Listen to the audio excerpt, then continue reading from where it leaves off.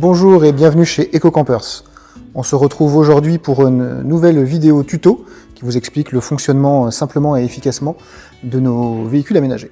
Aujourd'hui, nous allons faire le tuto sur le côté électricité des vannes, l'autonomie qu'on va pouvoir avoir, comment est-ce que ça se recharge et les possibilités qu'on va pouvoir avoir sur les vannes aménagées Remo by EcoCampers. On y va tout de suite. Nos véhicules sont équipés de série d'une batterie AGM de 75 ampères qui permet d'obtenir en moyenne une autonomie de 2,5 jours, autant en été qu'en hiver. Et en effet, en été, on va faire fonctionner plutôt le frigo, en hiver, plutôt le chauffage, donc l'utilisation se compense pour l'autonomie. Afin d'augmenter cette autonomie, on va avoir plusieurs solutions. La première étant de doubler le nombre de batteries AGM 75 ampères. On a la première qui est située sous le siège conducteur, on aura un emplacement sous le siège passager pour en positionner une seconde. On va également pouvoir changer de technologie en passant d'une batterie AGM à la batterie lithium qui va avoir beaucoup plus d'avantages. Les avantages de la batterie lithium sont multiples.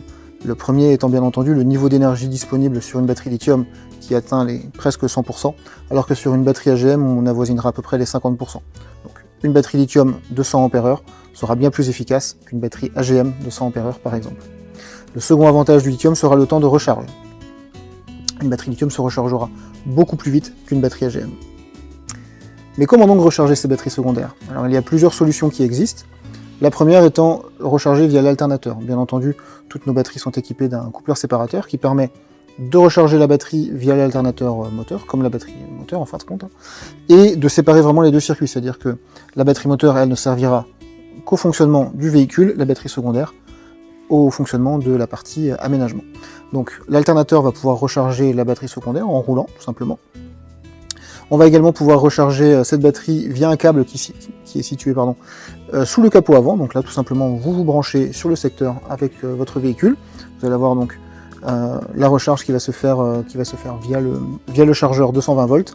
Alors il faut savoir que ce soit via l'alternateur ou via le chargeur 220 volts, vous allez recharger à peu près une batterie qui est déchargée à 100% en AGM 75 ampères bien entendu, en à peu près 5 à 6 heures de recharge. Une batterie déchargée à 100%.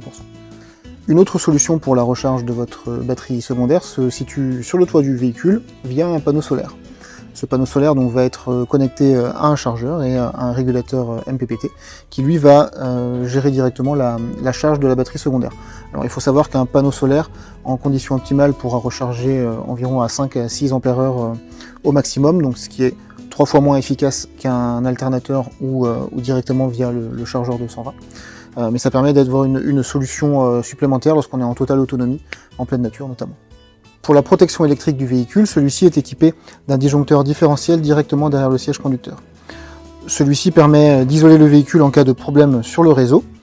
Bien entendu, pour que la recharge de la batterie se fasse ou que vous ayez du 220 volts sur les prises à l'arrière, il faut que ce disjoncteur-là soit en position haute. Je vous expliquais qu'au niveau du 220 volts, vous avez deux séries dans les véhicules, une ou plusieurs prises 220 qui elles sont connectées au secteur lorsque vous vous branchez au secteur. Elles ne fonctionnent donc que lorsque vous êtes branché sur le 220 volts.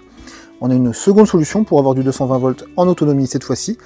C'est via un convertisseur en fait qu'on va pouvoir venir loger soit sous le siège passager, soit à d'autres endroits. Hein. Il y a des places multiples dans nos vannes. Ce convertisseur va donc prendre de l'énergie sur la batterie, la transformer du 12 volts en 220 volts pour que vous puissiez avoir du 220 volts en autonomie. La taille du convertisseur et sa puissance vont varier en fonction de notre utilisation. On va pouvoir avoir des convertisseurs de 300 watts, 700 watts, 1000, 1500 ou encore plus, en fonction de vos besoins, si jamais c'est juste pour recharger un vélo électrique ou pour utiliser une cafetière Senseo par exemple. Il va falloir adapter la taille du convertisseur, et la taille du convertisseur va également demander une adaptation parfois de la taille des batteries. On ne va pas pouvoir mettre un convertisseur de 2000 watts sur une batterie 75 ampères AGM, la batterie ne suffira pas.